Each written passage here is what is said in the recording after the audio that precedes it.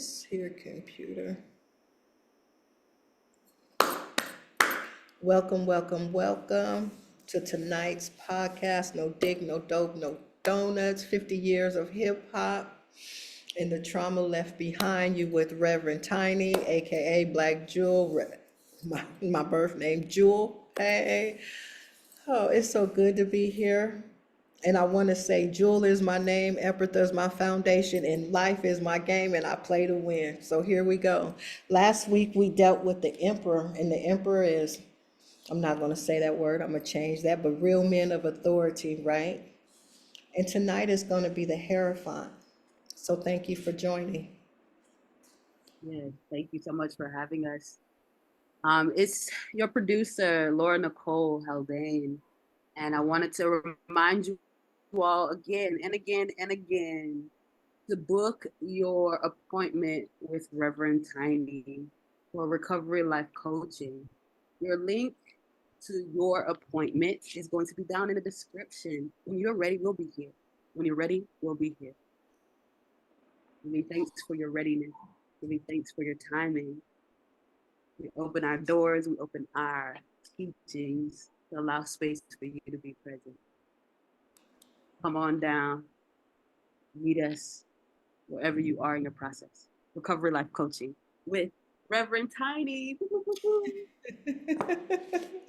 Thank you, Dad. You're my biggest cheerleader, and I love it. I love you for it. So let's get right into it, gang. Ladies and gentlemen, the Hierophant. Now, when we deal with the Hierophant, let me show you, this is the African tarot.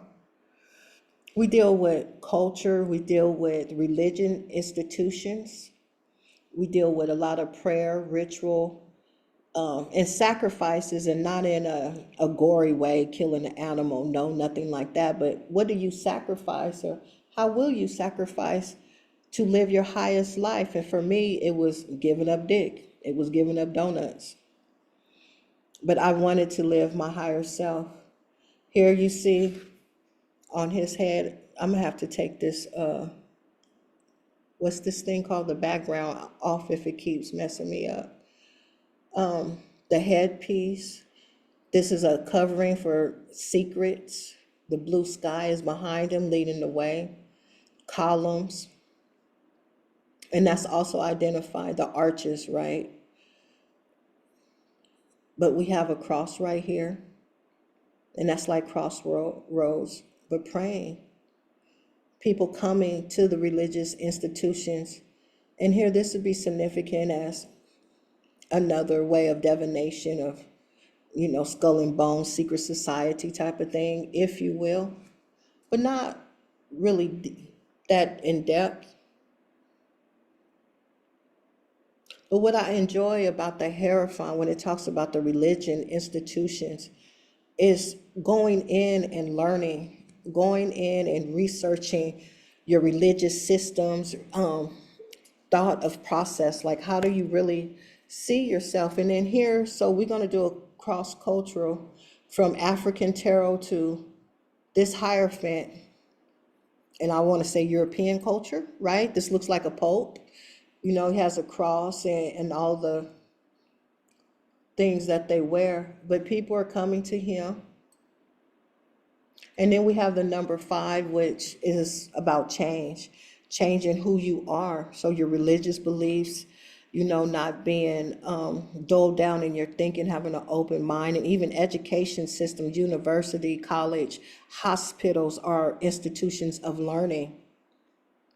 And when we think about that whole gambit on earth, you know, this is a placement of earth card and Venus, which is love. So when you go to a religious institution, whatever is Christianity or Allah or, you know, even Hinduism, you want to build upbuilding, you know, being the wisdom and gain the knowledge. But for us on the other side praying, we have to go and research our own heart.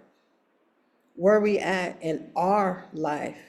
Allowing communication to really be developed, because you got to listen and then you got to speak. And in some cases, you know, you might go to an elder or a deacon or something, a pastor, and You ask a question and they can't answer you, or you ask a question and it's like your throat gets closed up, or you're not acknowledged because it's like that's stupid because they don't really want to acknowledge you in your infancy in this knowledge. And I use the word infancy because in the Bible it says milk is for babes and adults get solid food. And sometimes institutions are not ready to meet you where you are spiritually. You know, they want you up here and you down here, and they're not willing to come down where you are. And that's where I differ. And I want to bring that in really because I had 30 years in Christianity, baptized in the whole nine, right? And I often was in situations and places with the anointed, as they're called, and the elders, and you know, all of, I'm not even getting ready to go into all that, but they're up here. And when you come in from an economically challenged background, and they don't want to come down here. When you go into people with sometimes with authority, they look down upon you. And this is where I differ. I put on my drawers just like you, one leg at a time. And that's what I'd like to bring in into more religious institutions is humanity, where we meet each other eye to eye and we have a dialogue, a conversation eye to eye, and open up to new ideas and ideologies to become that higher self, to walk in grace and divinity, because a lot of us are not taught how to walk that fine line. In religious institutions, when I think about the Hierophant and how it's different in African culture and African sacred sciences, you do get a community that has an understanding and that has suffered the same ills as being, we are all colored people, we all have pigment, and we're all melanated. Whereas in some of these other institutions, you don't get that commonality, and it's not respected. And I say that to say, find something that works for you. Find something that works for you. I don't care what it is, because I use all the systems because they all have something to offer. And I don't put one God before the other because there's only one God out there, the creator of the creator of the creator. And that's a whole nother dialogue. But where we at with the crack epidemic and hip hop and how that differs is that there's no respect. You know, you can be a Christian and they don't, you can say anything and be a Christian, and then you can be Muslim and it's like, don't say nothing about Allah, they ready to bomb and blow up. The injustices is just, it's so vast when it comes to religion and disrespect. And you can't talk about this population, but you could talk about this one. And it shouldn't be that. All religions should be respected. God should be honored over all platforms. We should be respected and honored over all platforms. The divinity in me salutes the divinity in you. And that's how we should acknowledge one another.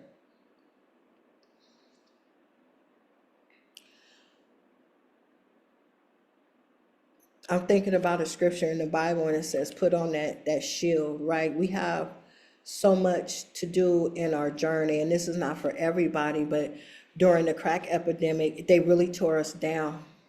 They tore the man away from us. They, you know, the church is saying you don't need a man, just give the pastor your money. And there's a lot of inconsistencies that it wasn't in our control either. I want to say that.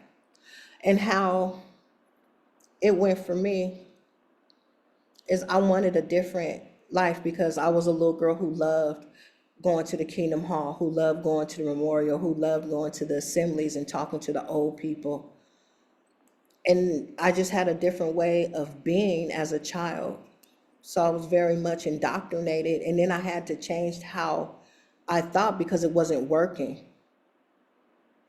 Especially in the 90s, the 2000s, you know, where I was adulting, and it was like, you know, that just ain't right. You know, how come we don't honor our ancestors? And I said that to my mom as a little girl, because I lived in the Asian community and they would burn the incense and they would smoke. They have this little thing that did smoke, and they really honored, they would burn ancestor money and offerings. And I would sit on the steps and was like, wow. And they would have funerals all night.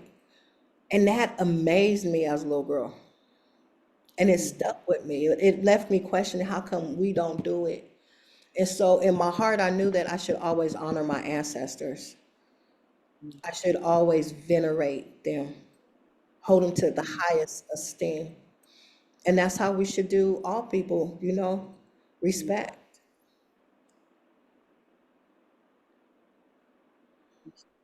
But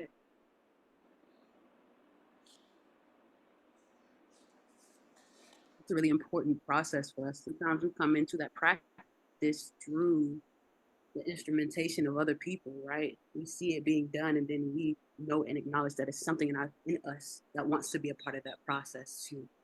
I'm Definitely. curious about the fool's journey and how that sort of relates to the Hierophant. We talked very early on in the podcast about the fool's journey, and that this entire journey through the major arcana, right, of the tarot cards, is based around essentially the fool going through the journey. Where Right. is the fool now that it's reached the Hierophant? I'm curious about that. Can you speak more So to that? I'll take it back a little bit to go through the emperor, right? Being of authority, taking, you're sovereign now. And so when you're sovereign, you come into knowing and you want to know, and that leads you to your spiritual journey. And the Hierophant is a spiritual card. Institutions, inner knowing, just like the high priestess, is very spiritual. And on the fool's journey, it's like, I want to know. My soul is calling me to do something. I'm here on a purpose. I want to know, is there a God? Is God real? Is it a man? Is it a woman? That's where the Hierophant comes in. And the fool being the fool, but in a fool in a good way where you just want to know. A fool is a child, just wants to know. And there's nothing better than wanting to know and wanting to find out, right? Knowledge is power. And when you find out, you can work with it. You make better decisions. I appreciate the fool's journey because I, a child and the fool, not once but twice, talk about that later, that in when I was a young whippersnapper out there in the streets, if I got to doing too much, it was like I would get a stab in my back, not literally, but mentally in the heart pull, like, oh no, let me go find my God right now. And I will call on Jehovah. That was the name that I grew up with. And I will call and I would scream. And then sometimes I would scream in the pillow if I had to, whether I was scared or whatever the situation was. I'd call on that name, on that entity, that spirit, right? And I say it, and I use the term spirit and entity to really lay that foundation, is that there is only one supreme God, and there's many names for God. Some people say 70, some people say 99. So I want to just cut all of the bullcorn out, right? There's only one, but we call God by many different names: great teacher, counselor, the most high. So using, Jehovah or Allah or Buddha, Krishna, whatever you want to say, just know we're still talking about the one. And that's, I would scream and holler like, come save me. Isaiah, you said you will hold my hand, my right hand, right? And I will call on these scriptures that my mom made me write down 10 times each every weekend on Tuesdays and Thursday nights. That imprinted it on my heart, like Proverbs 3:5, write it on the tablet of your heart. I never forgot that. And he will help you. He will sustain you. That's how the Hierophant showed up for me, is I was really seeking inner truth and solidarity in myself to match up to who I wanted to be and live the life that I wanted to be. Sometimes you have a spiritual inclination, but you just can't move that way, right? Because of situations. But I'm telling you, I've been saved so many times. I've been saved, and I'm so thankful. I'm so full of gratitude today because that walk that I tried to walk and I wasn't doing such a good job, right? Raising children, going to work, going to school, you know, whatever. I always called on the Most High, to my knowledge of the Most High, right? You know, we can be very, you know, the fool. Like I'm calling on that power, but in the Bible it says if you believe in the rock will cry. You can move mountains. So I had an infallible belief, and that's who I was, and it saved me. It saved me, and here I am today to leave a testimony, to give a testimony, to leave a testimony, and then food for thought, right? Because we are a fool, but we grow and continue to grow. Yeah, I'm grateful. I'm so grateful.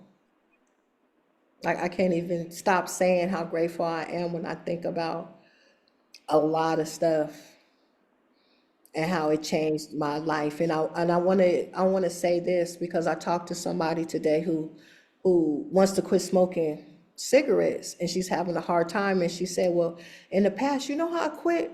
She said, "I just asked God to take it out of my mouth, and he did in a week." And I said, "Well, he could do that for you right now." And I was a smoker, right? You couldn't tell. My whole schedule was when can I have my Newport break? Newport 100s, and anybody who smoke Newport 100s don't come with a cool, don't come with a Marlboro Newports. My whole day was okay. Well, I could make this appointment, but I got to go have a cigarette, you know, an hour before, and then I leave. Well, I got to go 45 minutes into it because I need another cigarette, or, you know, I got to hurry up and drop the kids off because I'm, you know, smoking in the car. My everything. My breaks at work. When can I go have a cigarette? Like, what's the break schedule like here? When's lunch? Because then I'm gonna go smoke on lunch for sure. And when I was done, you know, and I had to call on the Most High. And matter of fact, I did all the AA programs. Look, AAA, NACA, SA. I did all of the AA programs several times. And I'm not even out of that because I will always continue to go back on that foundation because it's a spiritual program. And sometimes we get lost in the God concept and we forget about true spirituality, and that's the inner knowing, that's the inner seeing. Definitely. Mm.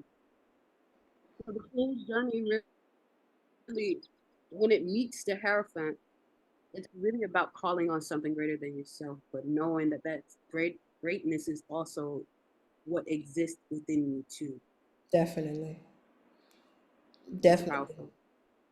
That's a powerful lesson to learn and to be present with, and to for us to be able to make it to that place.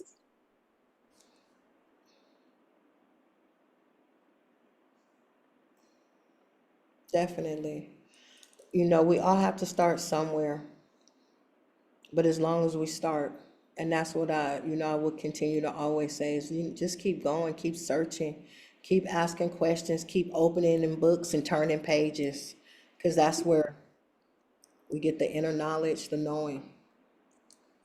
Listening to that voice, meditating, quiet time, turn off the cell phone, the computer, the laptop, the ding, I mean, with, and I say that because at night I'm in my bed, you know, People and I ain't even doing like nothing.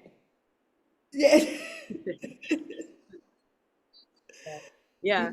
So again, speaking to that, that's an important part of the journey. Mhm. So as we head into this second segment, and we offer reading, no dick, no dope, no donuts. We offer an extension of what it means to tap into that, right? To tap into the stillness, the meditation, those things that help us along our food journey. Before we get there, I want to make sure to plug in Black Jewel Tarot readings. If you haven't already, Jewel Tarot, find our channel, find some of the readings there, and then feel free to book your appointment. get your personal message from what Spirit wants to tell to you. In the description below, you'll find a Calendly link where you can book appointments. Book today and learn more. Learn more about your journey. There's so much more for us to learn as we continue.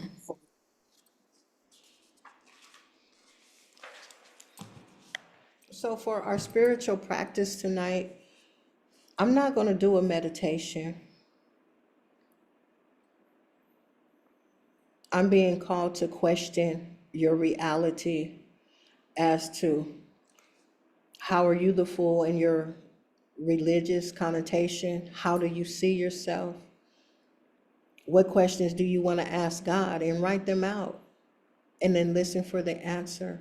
I challenge all of my people out there to go within 10 minutes, 5 minutes a day, maybe 2 minutes, because I meet you where you are. Are you serving your God?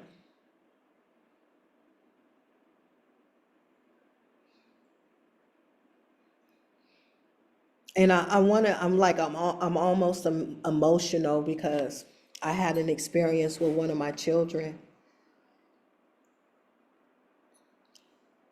and my baby challenged me. And I'm gonna keep it real PI right now. I'm gonna keep it 100. He said, "You ain't serving shit." So out of the mouth of babes, I had to look at my life and what I was doing and how I was being judged by my children. And I bring that up to pull that cord that's connected to spirit, that's connected to your heart. Are you serving? Are you dictating? Are you lackadaisical in your spiritual routine? And I'll be the first one to say I was. I'll be the first one to say I am, because every day ain't a good day. I stubbed my toe and I didn't go pray. And that's real talk. Are we letting the day go by without acknowledging our creator and our inner self, our higher self? Family, I have been put in this position and I'm so grateful. And I hope that anybody out here that's still suffering in silence, that you don't have to be silent, that you can come to this platform, you can come to me, all my information is in there, and I'll just listen. I want to be that support because I've been there. And now this is the time that I give back. If you can't afford it, sliding scale. If you can't afford it, donate. If you can't afford it, okay, I'm still that girl for you. I'm meeting you where you are because I know what it feels like to be self-critical, to be self-judgmental, and then to be judged. In my spiritual practice where I'm thinking I'm doing all of that in a bag of chips, and you can't come in my house smoking, and know your girlfriend can't spend the night, but then I'm fornicating.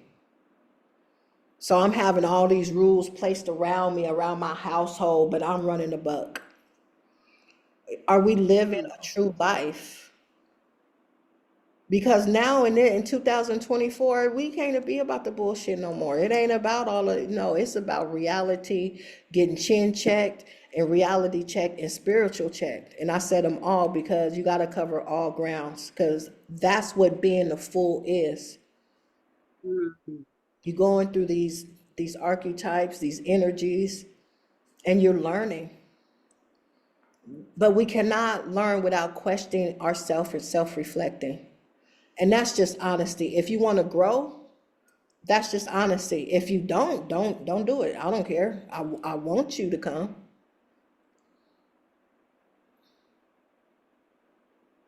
But it's a lot to be said about the Hierophant, the fool's journey.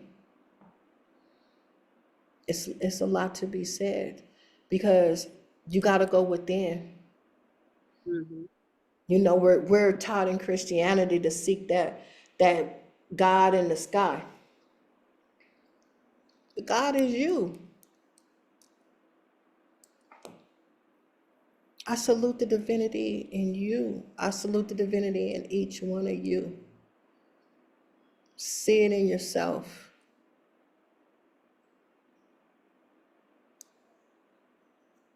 Homework. And like they say, the best improvement is always on self.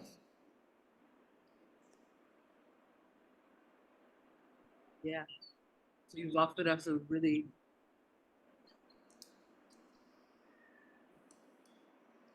work of self-improvement, which is reflection. Even as simple as it seems in answering the question, it's worthwhile to spend the time. So thank you for offering that to us. Thank you for offering us lessons in the Hierophant state and how we, as the fools, as the newbies, as the newborns who are coming in with curiosity, come and meet these archetypes, avatars, with the lessons and the tools necessary to improve our journey as we continue to move on in our process.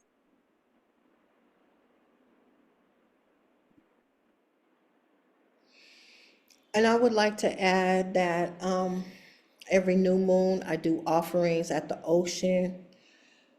If you would like prayers, if you'd like to donate, please do. My offerings are held at sunset on the continent. Your support is needed to keep this work going. And like my homeboy would say, you gotta keep them lights on, right? Let me work for you. You don't want to do the work. You feel like you don't know how to pray. You need help. Let me help you. Holler at your girl.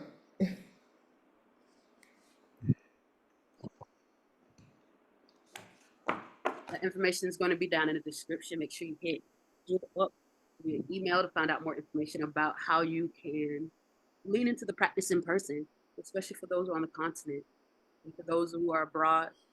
We're doing the same thing with free S.O.S. Lifeline meditations on Mondays and Thursdays. Find our information in the description with the Zoom link, the Zoom meeting ID, and the Zoom password. Come join us. Just like Joel has already given us the instructions for, as Reverend Tiny has elevated us to understand and understand and overstand. We're here, we're present, and we want to see you succeed when you elevate with us. Family, this was such a pleasure. It's always fantastic coming on. I honor each and every one of you. Reverend Tiny, I'm out.